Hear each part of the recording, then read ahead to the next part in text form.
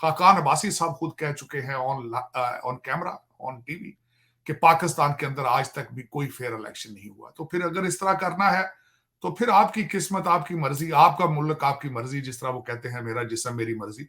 जिस तरीके से करप्शन हुई है कौम के सामने रखना चाहिए। हमारी एजेंसियों के अंदर एक बहुत बड़ी बीमारी ये है कि वो फाइलें बना के रख लेते हैं और उनको अगर टाइम आने पे खोलते हैं, ब्लैकमेल किया जाता है, लेकिन कौम को हकीकत नहीं बताई जाती। ये अच्छी खबरें थी। इमरान रियाज साहब के बारे में कई इस वक्त चहमगोइयां हो रही हैं कि उनको छुड़वाने के लिए नवाज शरीफ साहब ने कोई रोल अदा किया है।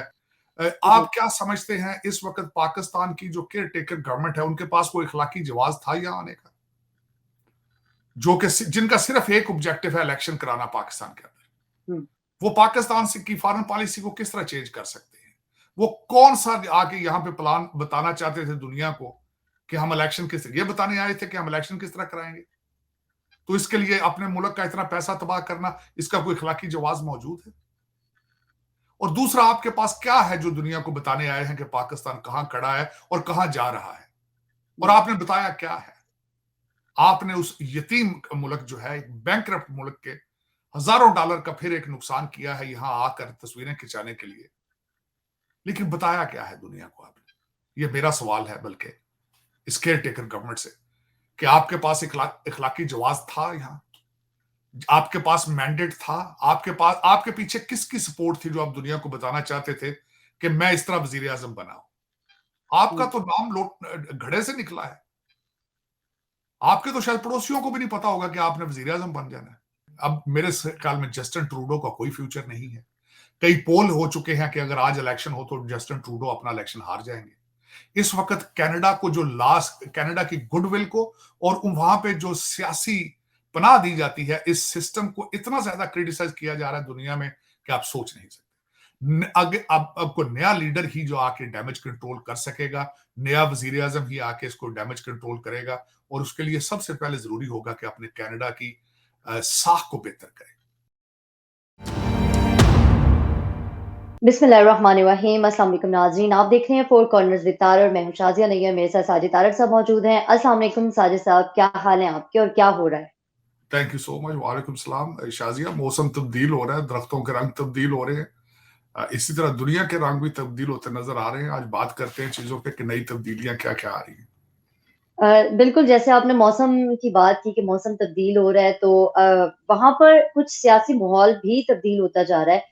तो हम चाहेंगे उसके ऊपर भी बात करें। सबसे पहले मैं इमरान रियाज साहब के हवाले से बात करना चाहूँगी कि इमरान रियाज साहब बखैरियत अपने घर वापस पहुँच चुके हैं।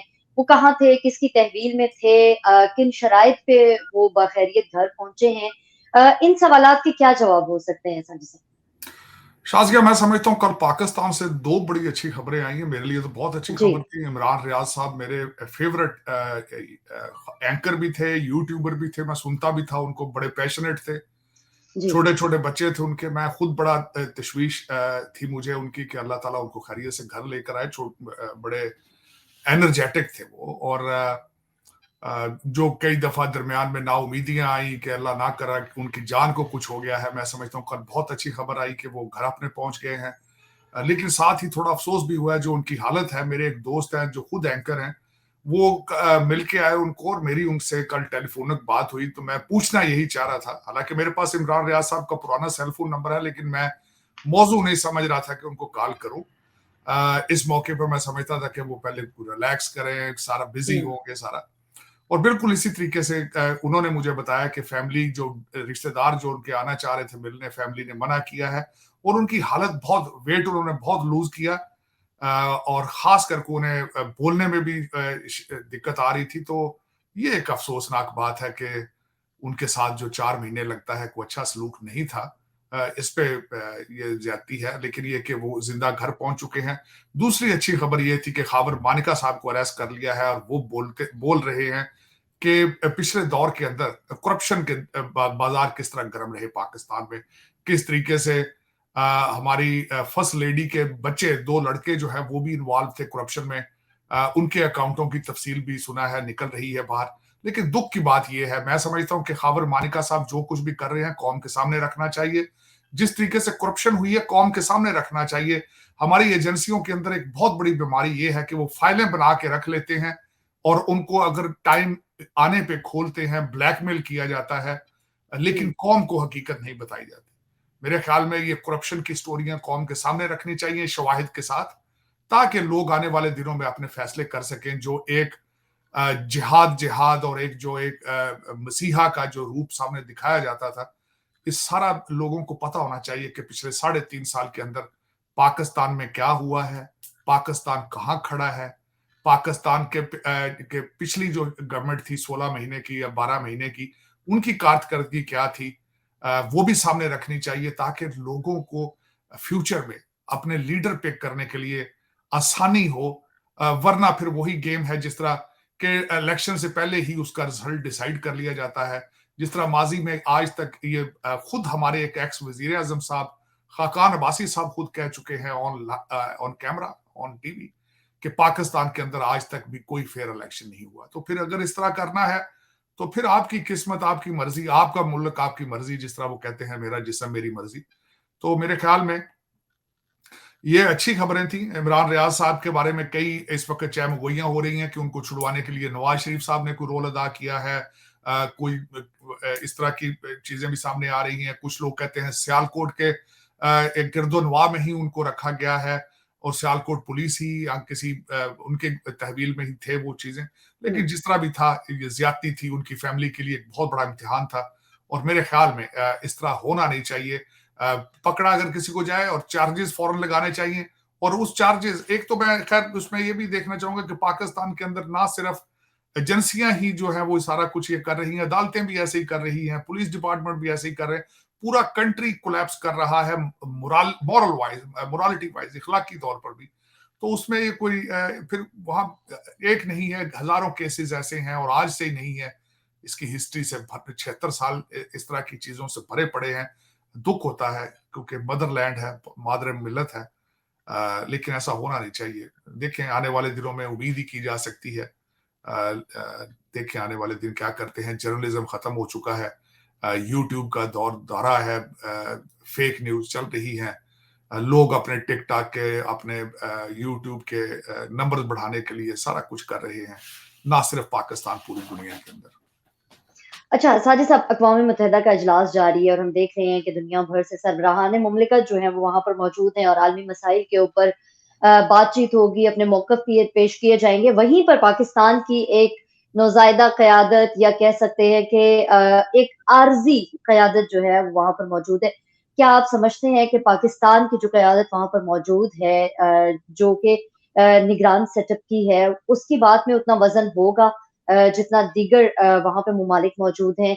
अगर पाकिस्तान वहाँ पर अपने मसाइल के हवाले से या किसी ऐसे आलमी मसले के ऊपर बात करता है, तो क्या उसको उतनी अहमियत हासिल होगी जो कि वहाँ की मज़बूत जो हुकूमतें हैं, उनके सरबराहान मौजूद हैं, वो बात करेंगे? शाज़िया, मैं सबसे पहले तो ये बताना चाहता हूँ कि यूनाइटेड नेशन जनरल असेंबली का इजलास साल में एक दफा जब होता है और लोग आते हैं सरबराहान, वो क्यों आते हैं? जी, बताना चाहते हैं अपनी फॉरेन पॉलिसी को चंद लफ्जों में, बताना चाहते हैं कि हम कहाँ जा रहे हैं, आज हमारा मुल्क मुल्क कहाँ खड़ा है और हमारा हुँ, फ्यूचर, हमारे प्लान्स क्या हैं, हमारी फॉरेन पॉलिसी क्या है।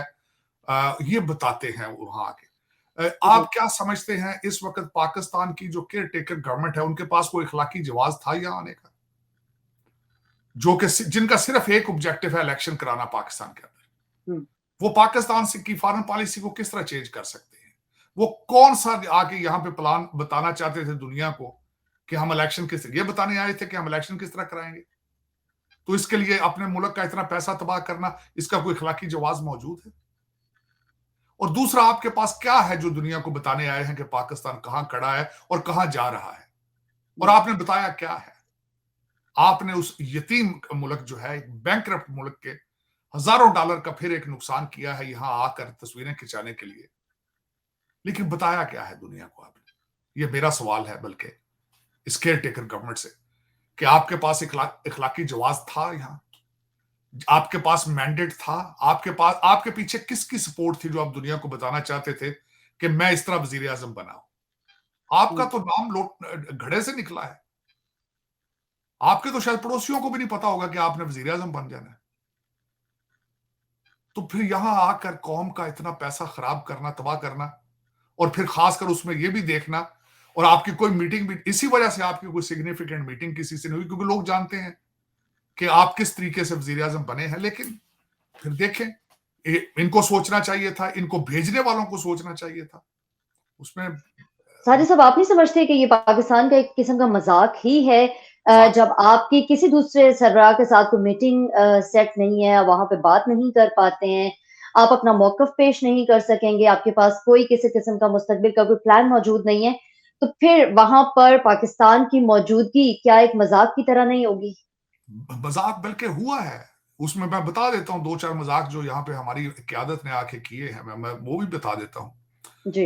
एक तो उन्होंने एक इंटरव्यू था, एक जर्नलिस्ट मेहदी हसन, उसको पहले उन्होंने तय किया, फिर वो डर गए, घबरा गए, उन्होंने वो कैंसिल किया। एक तो ये मजाक था। दूसरा, वो यहाँ से नसीहतें लेकर गए हैं, आईएमएफ की हेड उनको मिली साइड लाइन पे, उसने कहा कि जाके अमीरों से टैक्स लो, गरीबों की मदद करो। हालांकि उन्हें पता है कि ये खुद अमीर लोग हैं, ये खुद रूलिंग एलीट का हिस्सा है, ये किन से बातें कर रहे हैं ये। एक तो ये जोक था। दूसरा जोक ये उन्होंने किसी आके इंटरव्यू में कह दिया कि हम चाइना के इजराइल हैं। आप चाइना के इजराइल हैं तो फिर अमेरिका में यहाँ आके क्या कर रहे हैं आप? आईएमएफ के घुटनों पे क्यों आप जाके पड़ते हैं पाओ में कि हमें पैसे दें, अगर चाइना के इजराइल हैं आप? मेरी तो ख्वाहिश है कि आप चाइना के इजराइल बन सके, लेकिन आप चाइना के इजराइल नहीं है। आप सिर्फ डॉलर के इजराइल हैं। जहां से आपको डॉलर और पाउंड मिलते हैं, आप उनके पीछे पीछे जाते हैं। देख लें ये आपकी फॉरेन पॉलिसी क्या है। तो वो इस तरह के मजाक ब्लंडर। फिर मजाक ये किया गया कि हिंदू मजहब जो है वो पाकिस्तान से शुरू हुआ है, तो फिर उनके साथ रिलेशनशिप ठीक रखो। सिंध के अंदर हिंदुओं के हालात देखे क्या है वहां पे।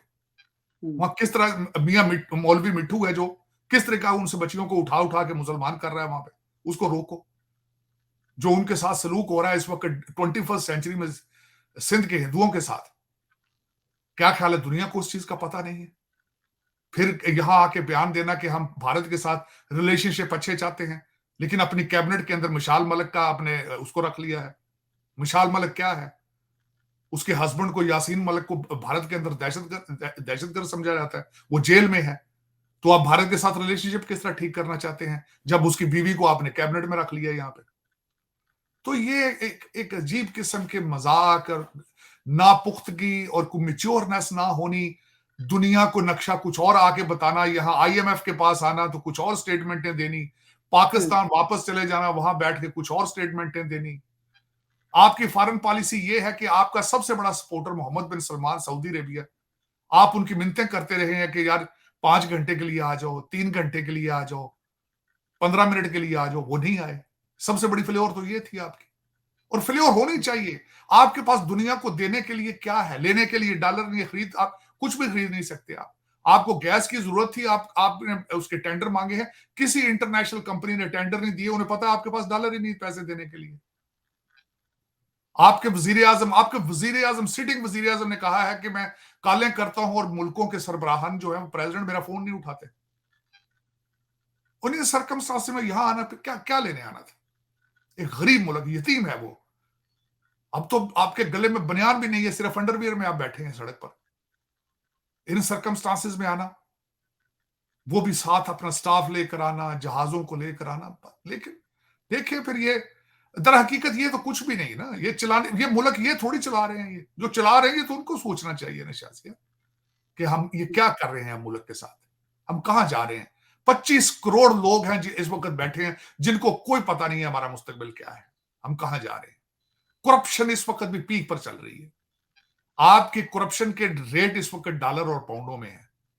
आपके एसपी बरादरान, आपके पुलिस, आपके जजेस, सारा कुछ डॉलरों और पाउंडों में लेते हैं, क्योंकि उनके बच्चे, सबके मेजॉरिटी के बच्चे लंदन और टोरंटो में बैठे हैं, और यहां बहुत महंगाई है। आप ये अंदाजा लगाएं कि आपकी रूलिंग एलीट के बच्चे लंदन और टोरंटो में बैठे हैं, और यहां पे इतनी महंगाई है आप सोच नहीं सकते।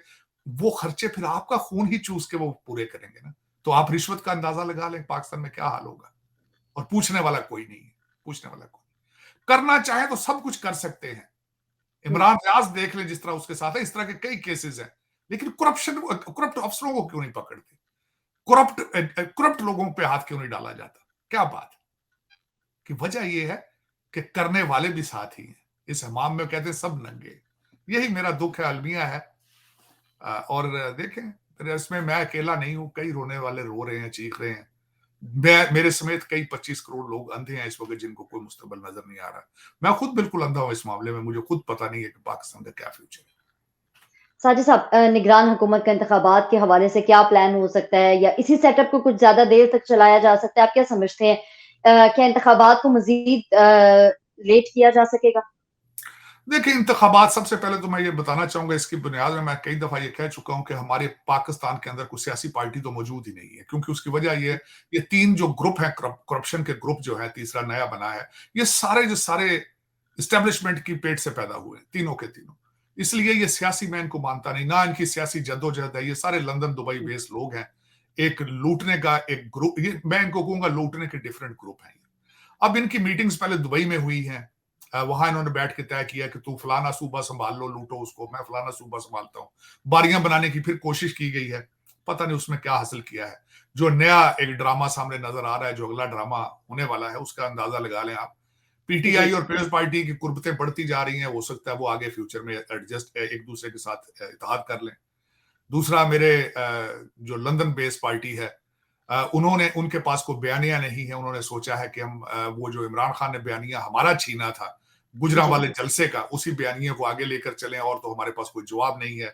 उन्होंने इस वक्त बयानिया स्टैब्लिश करने की कोशिश की है कि जनरल फैज को, जनरल बाजवा और 4 सुप्रीम कोर्ट के जजेस को, इनके बेस पे ऊपर हम इलेक्शन लड़ेंगे। उस पे कई उसके ऊपर कई रेड लाइट्स ऑन हुई। मेरे एक वजीर आजम जो है वो 24 घंटे के अंदर अंदर उन्होंने लंदन के 2 दौरे किए उस एक बयान की वजह से। अब देखें वो बयानिया कहां तक चलता है। लेकिन मेरे मेरे ख्याल में पर्सनली मैं डिसअपॉइंटेड हूं। मैं एज ए हैसियत पॉलिटिकल साइंस और पाकिस्तानी होने के हवाले से, मैं जो जी। पाकिस्तान के करंट हालात को समझते हुए समझता था जो हालात, इसका हल है टेक्नोक्रेट गवर्नमेंट। लेकिन टेक्नोक्रेट होती, टेक्नोक्रेट गवर्नमेंट आती और उसको साल साल दिया जाता है एटलीस्ट पाकिस्तान के हालात ठीक करने के लिए, इकोनॉमिकली और पॉलिटिकल, जिसको कहा जाता है ना लेवल प्लेइंग फील्ड, एक साल करके उसके बाद इसको इलेक्शन कराए जाते हैं मेरे नजर में। लेकिन ये टेक्नोक्रेट गवर्नमेंट जो केयर टेकर गवर्नमेंट, क्या टेक्नोक्रेट है ही नहीं। ये बी क्लास किस्म का इन्होंने जो सेटअप लेकर आए हैं, ए क्लास नहीं है। ये लोग जो हैं इस पे, और खुद पता है उन्होंने, पाकिस्तान के अंदर, मैं ये अकेला बात नहीं कर रहा हूं, जी। इनका पहला प्लान फेल हुआ है, जो एक तीसरी पार्टी इस्तेकाम पार्टी बनाई, वो आइडिया फेल हुआ। टेक्नोक्रेट गवर्नमेंट पॉपुलर नहीं हो सकी, बी क्लास टीम लेकर आए थे सामने, और वो भी फेल होती नजर आ रही है। पता नहीं फिर फैसले कौन कर रहा है और उनका क्या प्लान है, मुझे इसका कोई अंदाजा नहीं है। लेकिन टेक्नोक्रेट गवर्नमेंट का सिंपल लफ्जों में बताना चाहता हूं कि जी। उन लोगों को पिक करके लाया जाता है जो एक्सपर्ट हों अपने अपने फील्ड के अंदर, और उनको टास्क दिए जाते हैं परफॉर्मेंस बेस। इस वक्त लेफ्ट हैंड को नहीं पता राइट हैंड क्या कर रहा है, बयान दे देते हैं, बाद में सोचते हैं कि ये बयान क्या दे दिया है मैंने।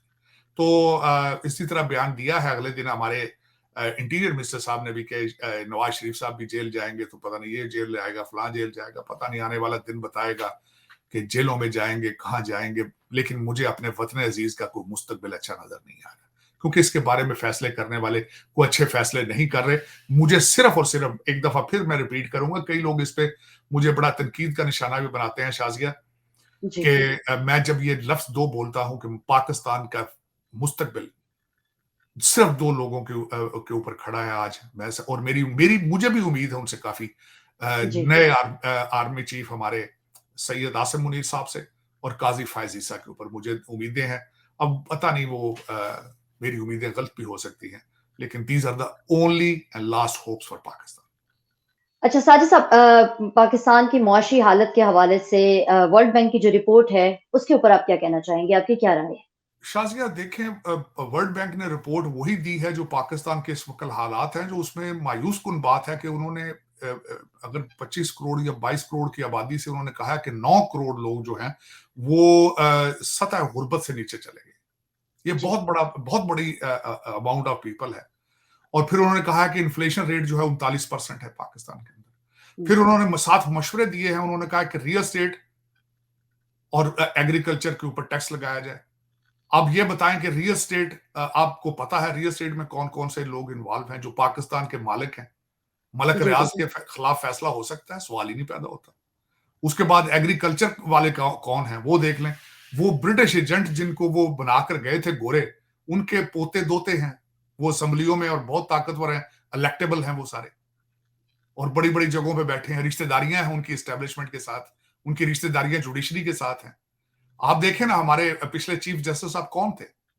बंदयाल साहब थे, वो लैंडलॉर्ड थे, बहुत बड़े जमींदार थे वो। एचिसन से पढ़े थे, अमेरिका से अंडर ग्रेजुएट, फिर ब्रिटेन पोस्ट ग्रेजुएशन। फिर उनकी ताकत का अंदाजा लगाएं आप उन एग्रीकल्चर वालों की और रियल एस्टेट वालों की खासकर।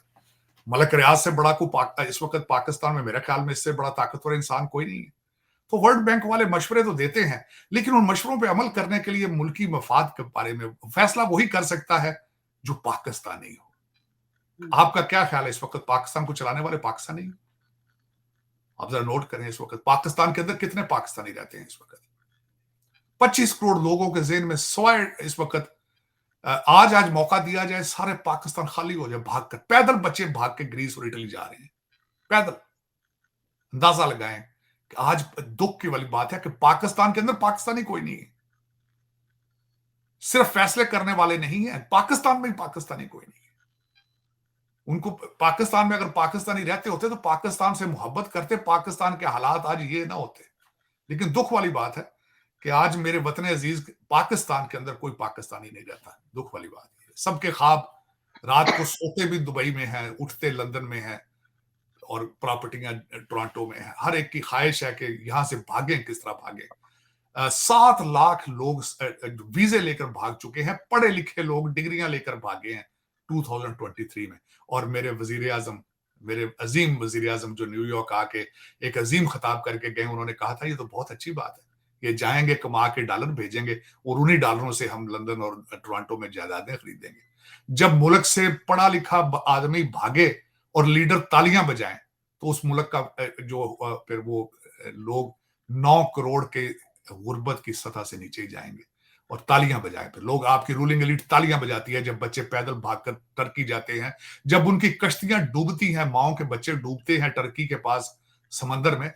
आपकी रूलिंग एलीट कहती है नहीं, इनको जाना चाहिए, ये हमारे स्लेव हैं, ये डॉलर भेजेंगे तो हमारे कारोबार चले। लेकिन शाजिया दुख, वो वर्ल्ड रिपोर्ट वो अच्छी नहीं थी, वर्ल्ड बैंक की रिपोर्ट। और उसमें रिपोर्ट में मैं आज ये बता, बल्कि इसके साथ ही एक ऐड ये करना चाहूंगा कि आपके लाहौर से एग्जैक्टली 100 किलोमीटर के फासले पे न्यू दिल्ली में, वहां के फॉरेन मिनिस्टर ने आके यूनाइटेड नेशन में स्पीच करके कहा है कि हमने 450 मिलियन लोगों को गुर्बत की सतह से ऊपर ले आए। गुर्बत की सतह से लाहौर से 100 किलोमीटर के फासले पे। दुनिया के रंग कुछ और है, वही जो आप खाते हैं मसाले वही खाते हैं, वही सोचें आपकी जो उनकी है, वही कपड़े जो आप पहनते हैं, शादियों में आप भी उसी तरह नाचते हैं जैसे वो नाचते हैं, उनकी हर मूवी आप जो है सर आंखों पे रखते हैं, लेकिन उनकी तरक्की के बारे में नहीं देखते कि वो तरक्की किस तरह कर गए। आपकी आंखों पे पट्टियां पता नहीं किस तरह बढ़ गई।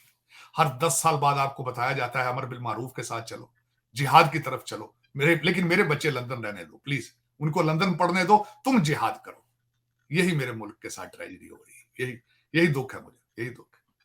लंदन से दुबई से बैठ के, लंदन से और दुबई से और टोरंटो से बैठ के ऑपरेट करने वाले मेरे मुल्क को हमेशा कहते, मेरे बच्चों को कहते हैं जिहाद करो, सड़कों पे निकलो, छातियों पे गोलियां खाओ मेरे लिए, लेकिन मेरे बच्चे लंदन से प्लीज उनको वही पढ़ने दो। चल, ये फिर किसको बुरा कहा जा सकता है? साजिद साहब, भारत और कनाडा की कशीदगी के हवाले से मैं चाहूंगी बात करें कि दोनों ममालिक के दरमियान कशीदगी जो है वो कुछ ज्यादा होती जा रही है। बहुत सारे र्यूमर्स जो हैं वो भी इस वक्त मौजूद हैं दोनों ममालिक के ताल्लुकात को लेकर। आप क्या समझते हैं ये ताल्लुकात किस तरह से नॉर्मल हो सकते हैं? देखें, इसमें कल एक और बड़ा सेटबैक हुआ है कनाडा को। वो ये था कि कल उनके स्पीकर एंथनी रोका ने रिजाइन कर दिया है, और उन्होंने रिजाइन किस बेस पे किया है कि वहां पे आज से कुछ दिन पहले एक 98 साल यारोस्लावो होंका थे, यूगोस्लाविया के एक सेकंड वर्ल्ड वॉर के, वो उनको वार हीरो इन्होंने करके अपनी लेजिस्लेशन में बुलाया, बड़ी तालियां बजाई उन्हें। इन्होंने कहा कि फर्स्ट यूक्रेनियन डिवीजन के वो हेड थे, लेकिन बाद में पता चला कि वो नाजी थे। रिसर्च जब उस पर की गई तो नाजी निकले, और फिर उसके ऊपर बहुत ले दे हुई उसके ऊपर, और फिर उसके रिजल्ट में एंथनी रोका जो स्पीकर थे उनको रिजाइन करना पड़ा। अब लेकिन उससे एक और चीज एक सामने आई दुनिया के सामने जी। तो दुनिया में सामने ये बात आई है कि ये अपना होमवर्क, कनेडियन अपना होमवर्क ठीक नहीं करते। ये अपनी असेंबली के अंदर आके, अपनी लेजिस्लेशन में आके उल्टी-सीधी बातें कर जाते हैं, बगैर रिसर्च किए। हुँ, उन्होंने अपना केस कनेडियन का और ज्यादा कमजोर हो गया दुनिया की नजरों में, कि they are not mature, they are not ये दे आर नॉट ट्रस्टवर्दी, और इनकी बातों पे यकीन करना कोई इतना आसान नहीं है। अब उसके साथ अगर देखा जाए, इस वक्त आपने सवाल के आखिर में पूछा है कि इसका फ्यूचर क्या है। अब मेरे ख्याल में जस्टिन ट्रूडो का कोई फ्यूचर नहीं है। कई पोल हो चुके हैं कि अगर आज इलेक्शन हो तो जस्टिन ट्रूडो अपना इलेक्शन हार जाएंगे। इस वक्त कनाडा को जो लास्ट, कनाडा की गुडविल को और वहां पे जो सियासी पनाह दी जाती है, इस सिस्टम को इतना ज्यादा क्रिटिसाइज किया जा रहा है दुनिया में कि आप सोच नहीं सकते। आगे अब को नया लीडर ही जो आके डैमेज कंट्रोल कर सकेगा, नया वजीर आजम ही आके इसको डैमेज कंट्रोल करेगा, और उसके लिए सबसे पहले जरूरी होगा कि अपने कनाडा की साख को बेहतर करें। और हुँ, खासकर आज यहां मैं ये भी बताना चाहूंगा, कल परसों श्रीलंका से भी आवाजें आई हैं। श्रीलंका के फॉरेन मिनिस्टर ने भी ये कहा है कि कनाडा जो है वो टेररिस्टों को पनाह देता है। उसकी मैं वजह बताना चाहता हूं। जब तामिल जंग लड़ रहे थे अपनी आजादी की श्रीलंका के साथ, तो उनको भी गिला है कि तामिल जो आते थे टेररिस्ट, उनको कनाडा के अंदर पॉलिटिकल असाइलम दिया जाता था। तो हुँ, फिर जब इस तरह की आवाजें उठ रही हैं, भारत कहता है कि हमने 26 एक्स्ट्राडिशन, 26 लोगों को भारत के हवाले करने के लिए हमने अप्लाई इनको कहा था, और एक भी इन्होंने उसको प्रोसेस नहीं किया। तो ये सारी चीजों का जवाब नया वजीर आजम ही देगा। मेरे ख्याल में जस्टिन ट्रूडो अब अपना सियासी कैरियर जो है वो खो चुके हैं, अपनी बेस खो चुके हैं मेरे ख्याल में। लेकिन अब कनाडा को फ्यूचर में काफी काम करना होगा अपना एतमाद दोबारा बहाल करने के लिए। और जी। ये थी अपडेट उसकी कनाडा भारत के रिलेशनशिप। बहुत शुक्रिया साजिद साहब। मेरा ख़्याल है कि हमने काफ़ी जो रिच टॉपिक्स थे उनके ऊपर बात की। पाकिस्तान की सियासत के हवाले से भी बात की, अक़वाम मुत्तहिदा के ऊपर भी आपने बड़ी दलाइल के साथ और बड़ी ज़बरदस्त आपने बात की। पाकिस्तान के मुस्तक़बिल के हवाले से भी हमने डिस्कस किया। अगले प्रोग्राम में भी हम कुछ इसी तरह के टॉपिक्स के साथ आपके पास हाज़िर होंगे। तब तक के लिए अपना बहुत ख़्याल रखिएगा। मुझे और साजिद तारिक साहब को इजाज़त दें। अल्लाह हाफ़िज़। पाकिस्तान जिंदाबाद।